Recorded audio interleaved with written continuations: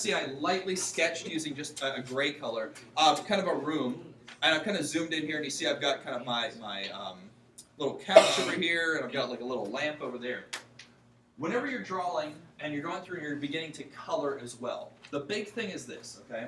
The big thing is this. Think about your light source, right? I know it sounds kind of silly because you're saying, well, the couch is just red. I'll just color it red. What's the problem? The thing is this. Let's say I had like a lamp here. There was no windows in this room. Obviously, the window, that takes into account that outside lighting as well. But right now, I only have this lamp, which means that this lamp is giving off light kind of in this-ish direction, right? A little bit around it, too. It's kind of glowing, right? So anything kind of in this keyhole shape is going to be very well lit, right? Just like this class. Very well lit. So it was a joke. It's a pop culture joke, kids. Yeah! Thank you, thank you. I appreciate your sarcastic laughter. Okay, so you've got your well-lit room here. And of course, if the lighting is on this side, that means that there has to be a shadow going away in this kind of direction, right? That's the funniest joke I've heard all day. Thank you. So, that makes perfect sense, right? You got a little bit of shadow going away from the light source. All this stuff we already know, right? Cool. Now, what I'm going to do is this. I'm going to see if I can make this happen here. Maybe. We'll see. Come on. Oh, there we go. Let's see if I can make this happen. All right. So, I'm going to go ahead and try my best to color using Photoshop. So, let's say we want a nice red couch, right? Here's the big thing about coloring, right? It is very easy. It is very easy to think about how we can go through and color. But a lot of times what we end up doing is we grab a colored pencil and we just kind of like, right? You just kind of like, it's too heavy. It's too much, right? It's too much. So instead, I want you to first start off going very, very softly, very light with your coloration. But I want you to also think about, again, that light source. Think about the lighting that's in this actual room right now, right? Let's say a lot of you guys probably have somewhere in your room, you have like a white wall somewhere, maybe like the dark carpeting or something. I want you, from this point forward, to basically ignore the black and the white colored pencil completely. They don't exist in your universe, okay? Just give them up. Because here's the thing. In the real world, the color black and the color white don't really exist. At least how you think. At least how you think. Here's the key. I could wear a dark hoodie, right? But it still has shadow. So how can the color black have shadow? Right? By lighting it, you light it in certain places.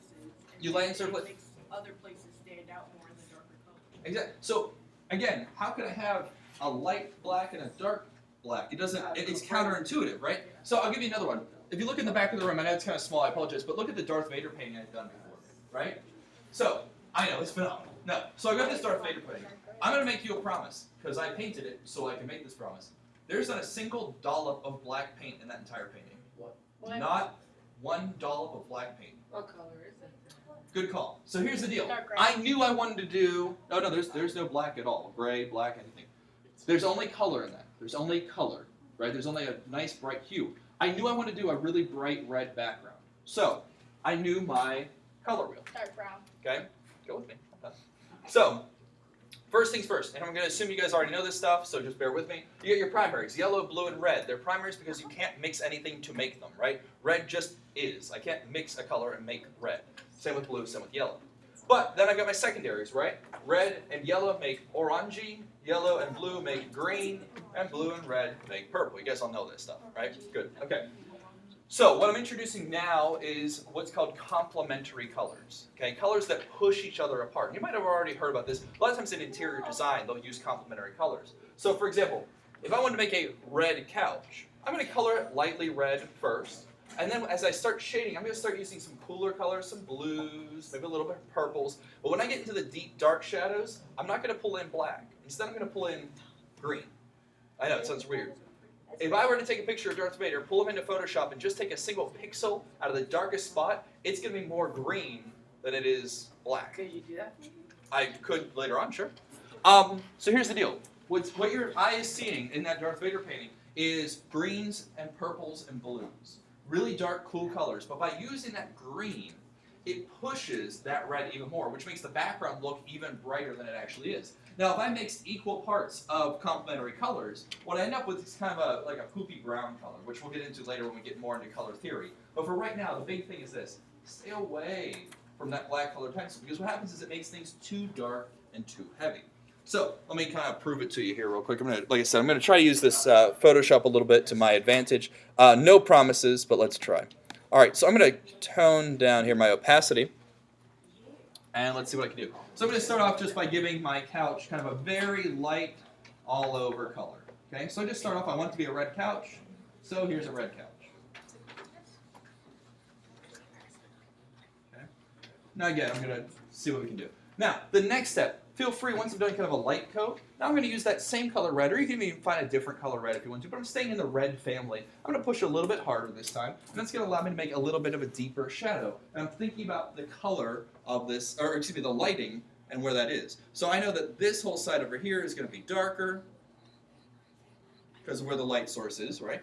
I know that's going to be dark. It's going to be a little bit darker than kind of the crease of the couch over there. A little bit darker under here, it's not getting as much light, and definitely darker on this side of the arm, because again, the light's coming from this side, not the other side, if that makes sense. So, again, just kind of darken up with my red. Now, that already looks kind of three-dimensional, right? But again, it looks kind of muted, right? It just looks like somebody spray painted a couch. It's not really vivid. It's not three-dimensional. It doesn't feel real. So, again, let's see what we can do here. So, next step, I'm going to start pulling in some cooler colors. Not necessarily complementaries quite yet. So now I'm going to start pulling in, say like a purpley blue, something like that. And I'm going to change my brush real quick, sorry. Okay. So, I'm going to start pulling in some cooler colors now. So let's see what we can do here. Just a little bit, kind of in that shadow there. A little bit over here. Tra-la-la. Okay. So, a little bit of color there. It gives it a little bit of vibrance, right? It's still shadow, it's still cool. It gives it a little bit of something. I could even go through, let's do this. Give it a little bit right in there. Nice and soft. Oops. Okay. So, a little bit of something to it, right? Now I'm not just using one color, I'm mixing in others. Now, finally, I'm going to start switching into my complementary color. So I get kind of a nice foresty green, right? Now again, too much mixes and it doesn't look all that good because then you get kind of a poop brown color. But even then, that poop brown color, as goofy as it sounds, is going to feel more realistic than the color black, right? And I can prove it to you in 2 seconds. So I'm going to go ahead. Now this is green, remind you. This is green. This color that you're looking at, right? But the green mixes in with that purple. It mixes in with that red, and you get a really good earthy shadow. See how that works, right? That's the color green, right? There's no black in this picture. You've seen them. Never once grabbed for the color black, right? I'll let it mix in. If a little bit of green shows through, who cares? Just let it in there, right? Right? Do you see how that works? Right? Now again, obviously this is digital. I promise you it will work better with colored pencils because they kind of naturally blend a little bit better. But the idea, the concept, there's no black on this picture. You know that, right? But there are spots on here that your brain is telling you there has to be black there. There's not. There's not. We're just letting color do what it does naturally, right? Now, eventually we're going to get into true color theory, where I'm going to start explaining to you why your eyeballs and your brain lie to you all the time. I.e., I mentioned at the beginning of the year that yellow doesn't exist. We'll get into why yellow doesn't exist. And yes, the color yellow does not exist. It doesn't. It doesn't exist. That's like my favorite color. It doesn't exist. At least not in the way you think it exists. So there is a color yellow, but not in your brain and not in your eye. So we'll get into that. What does it look like? I know, we'll get there. It makes you excited, right? One of our next projects coming up, we're going to slowly get into portraiture, and from portraiture, we'll get into painting. Okay? Can you tell me the day we learned about the yellow color so I can remember yellow color? Absolutely. Absolutely. All right, so the last thing I'm going to do is this real quick. The last thing I'm going to do is this. So I've got my kind of weird-looking couch, and that's okay. That's all right. It's kind of spotty, a little bit tie-dye-y looking. But it's going to look even better whenever it has a surrounding. So you guys do me a favor. What color do you want the carpeting to be? Yellow. You want it to be yellow? Okay, yellow it is. Purple. Well, so let's get like a nice vibrant yellow, right? Okay, here we go. Yellow. Oh, my opacity's way low. Okay. There we go. Yellow all over the place. Yellow. Look, I'm going right over top where the lighting is and everything. Yellow, it's all over yellow. Okay, you like my song? This is for you. Yeah. The yellow song. Okay. There we go, right? There's my yellow carpeting. So, like, I have a very large dog. It had an accident. We're good. Okay. Now, I want to start adding in a little bit of shadow, right? So again, just like before, I'm not going to jump directly into that complementary color, right? So I can pull in maybe a little bit of kind of like an orangish, just enough to kind of pull it down a little bit. I'm going to drop my opacity just a hair as well. So again, I'm drawing lighter, more softly, right? So now I'm thinking about where my light is coming from. So now I can kind of mix this in. Let's grab a different. There we go. A little bit darker. This is doing a whole lot of nothing. Try that. Come on, computer. There we go. Ooh, that's okay. That's a little bit heavy, but still. So we're coming down here. Come on. I don't think your board was even doing anything. Yeah, it's my computer's kind of spazzing out right now, but that's alright. Okay. So you get the general idea. So now I kind of have an idea of where that light source is coming from by coloring around it, right? So now let's keep ratcheting it down a little bit. Let's kind of add in some cooler colors, just a little bit here. But before I do that, help me out. What's the complementary color of yellow? Purple. Purple. Totally. Easy. So instead of using just blue, let's jump right into purple. Okay? Now again, it feels awkward. Like purple's going to be too dark, right? Well, let's do this. We can't take an opacity level of color pencil. Yeah, you can draw softer. You can draw softer. Here we go. Dark shadows. Remember, this is the color purple, Magic. right? that's a movie. This is the color purple, No, it's not. right? Right?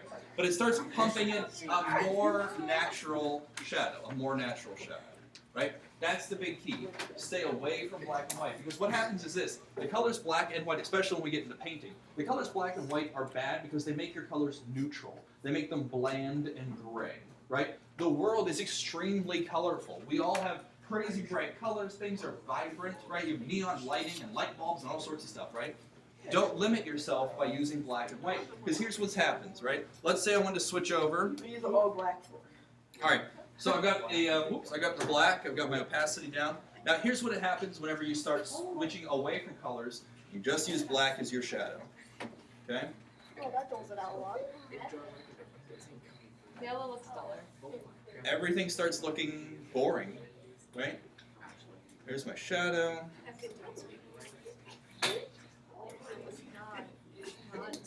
It doesn't look 3D your way. It's just like it flattens it.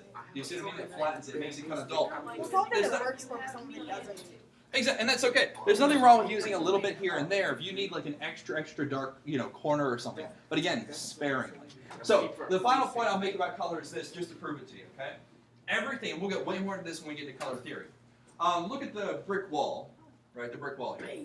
So, for all intents and purposes, this is a white brick wall that surrounds us right now. A white brick wall. But when you look at it, it's not white. Your brain knows it's the color white. No, it's beige. But it is. It's kind of a beigey, brownish poo color, right? But you know they're brick, or you know these are white walls. Do me a favor, sir, if you would. Hey, those lights for me. Watch your eyeballs. Oh my god. They're totally white. There's no question that is the color white. Hit them again. But now they're beige, right? Here's the big key. Here's the big key. Something we take for granted, right? There's no actual color going on. The only color is what the light source allows us to see. White Oh, light. That makes it white. See what I mean? But The yellow white is light above absolutely makes it feel white. This yellowish kind of light bulb that we have that keeps our room all nice and dim. This light source makes it feel a different color. So again, I point. There is no, or at least very, very finite amount, no pure black or pure white that you see in your day-to-day life because everything's coming from a light source. And if that light source is the sun, it's got a little bit of a hue to it. The light source is a light bulb, it's got a little bit of a hue to it. There's no perfect, pure white because the light is always going to change it ever so slightly. So if you happen to have a white wall in your room, think about, is it a cool white? And then in that case, you can take like a light blue and just kind of lightly color it. Is it a warm white? In that case, you grab a yellow and go really, really light. Or is it more of a dull white? In that case, you can grab a black or a gray and go very, very soft. But everything has some color. Some. What's that like a green? You do that. You can do any I color. have like a green wall. Oh, then color green. You're fine. Any major questions with color? Again, I know you're not there yet, but does that make sense? I'll do yellow walls. Do it. All right, good. All right, guys, thank you. I'll come around and help you out in a second. Thank you very much. Alright, alright. Okay.